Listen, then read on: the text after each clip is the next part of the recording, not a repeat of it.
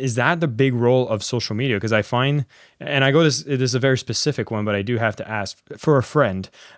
There's a lot of times you're playing social media and you're thinking we need to get to the sale, we need to really transact ASAP. But there's also this whole part which is like, how do you even build on this familiarity to get the goodwill to be able to transact in the future? Do you play with that balance in any way? Well, the people who take off on social media is primarily people who are sexy. So they get millions of followers very rapidly if they're at the very peak 1% of sexiness, and they can do that very rapidly because of that filter. People who show up and add huge amounts of value and they give, that is a gift, right? So they're giving. And then people who show up consistently day after day after day after day, which is the familiarity. So you are seeing it play out exactly in social media environments. Once an influencer has demonstrated value and who shows up consistently, there becomes a point where people naturally want to signal intent. They want to signal interest in what you're doing. So the next thing is we need to have a bridge. We need to have a low risk, really easy way for someone to signal that they're interested in doing something. So when we want to get to the sale, we actually have to create what's called a signaling campaign, not a sales campaign.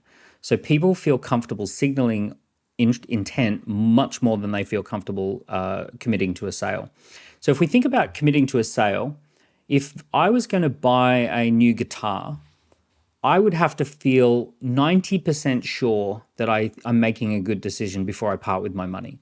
So I'd have to do a lot of research and I'd have to have shopped around and all of those sorts of things.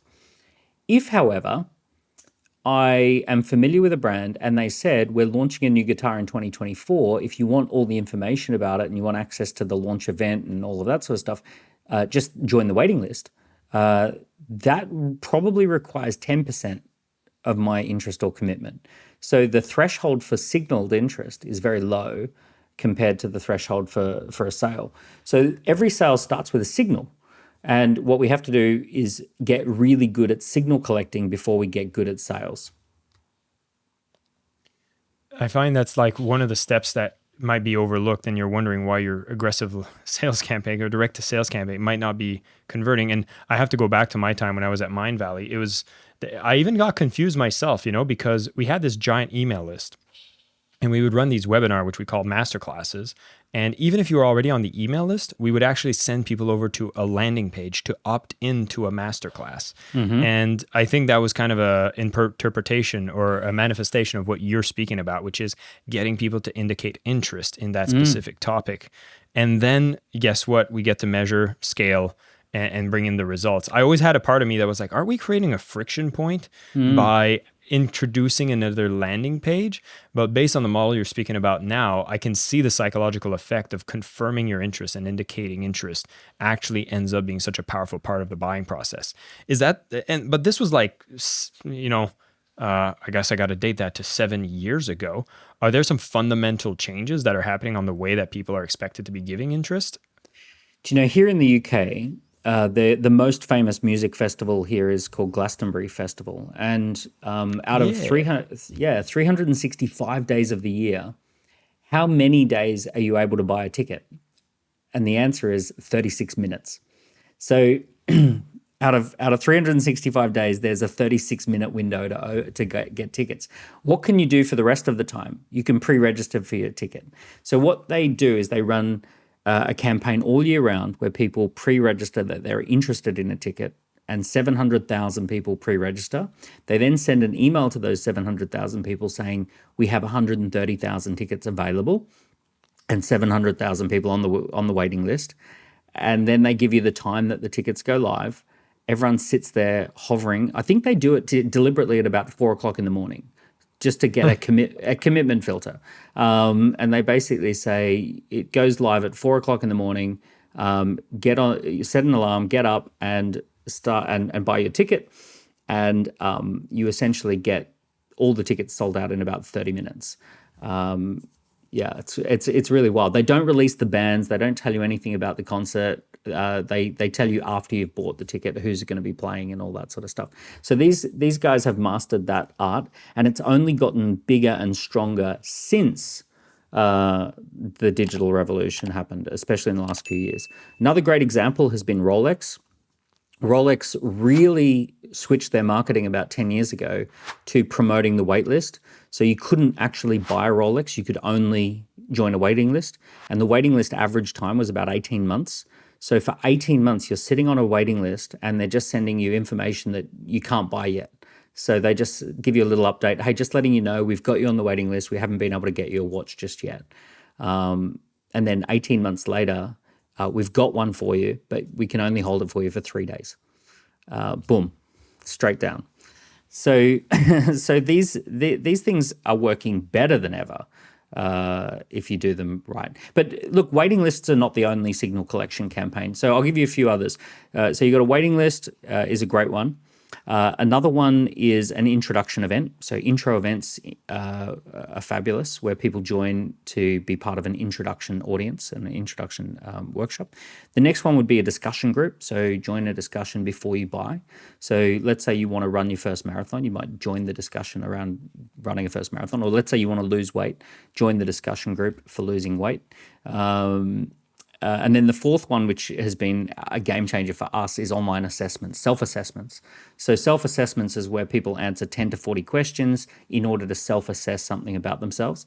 And these things are off the scale. People just love quizzes that tell them something about themselves. So anything where they reveal a profile or a type, anything that reveals a readiness score. Are you ready to run a first marathon? Answer 10 questions and find out.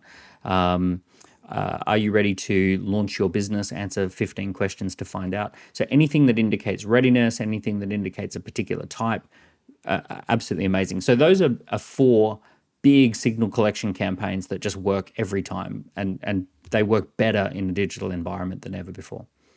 Yeah, I think based on what you share right now, I guess there's a difference between a company that has found its product market fit and has scaled to a certain size that they can apply these methodologies in a very effective way. Like you're talking about that festival, obviously super credible, festival with past experiences, lots of marketing assets. People talk about it very positively. You probably need to have those in place to create that buzz because they're. Can I push back on that? Please, Jason, because I'm thinking this is accessible to only a few. No, Jason, I work with a lot of early stage startups, and we always launch with a waiting list.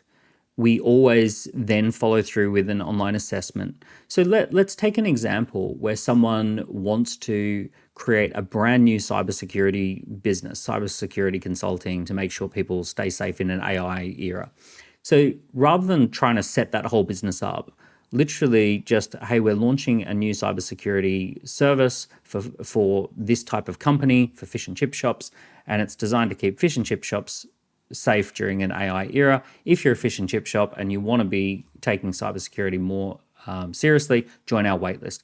You don't need any setup costs. It's super simple. You just start the waitlist. Straight away, you've now got 60 people who have joined the waiting list. You can get on the phone, talk to them. I'm just curious. I'm building the product. Tell me what's the thing that you're looking for most. Tell me what you're afraid of. Tell me all of the, give me some information. Do you want it in blue? Do you want it in red? Do you want it in purple? Have you got any opinions about do you want small, medium, or large? Are you thinking 1 grand, 2 grand, 5 grand? Right. So all of those things you can start talking to people about the wait list. Let's say you wanted to build that same business and you're still putting it all together. You could just launch a cybersecurity assessment. Is your business secure in an AI-driven world? And let's say 100 people fill in that online assessment. It's not saying that you've got the service to fix the problem, but it's helping them to diagnose that they have a problem. So, way early in the journey, you can be doing that. Let's say you're an expert in cybersecurity. You don't yet have a team or a ability to scale up with clients. But let's say you just decide to run an intro event and you say, I'm going to do a 45-minute lunch and learn presentation on cybersecurity. Anyone who wants to come along, we'll talk about the 7 biggest threats and how to solve them in 2024. Come along to the intro. Now, you may not be ready to launch the business, but having people showing up to that introduction presentation is a powerful first step. Maybe you start with an intro and then go to a waiting list. So you're building tension. And that's powerful. Like building demand and supply tension before you even have a business, super powerful. Thank you so much for listening to the Selling with Love podcast. We have some previous episodes you can tune into right here. And if you prefer the short form content where you get to the point in under 10 minutes, we do have a ton of clips from our best episodes that are being shared on this channel as well. So pick which one supports you the most. And of course, thank you for liking, subscribing, and of course, selling with love.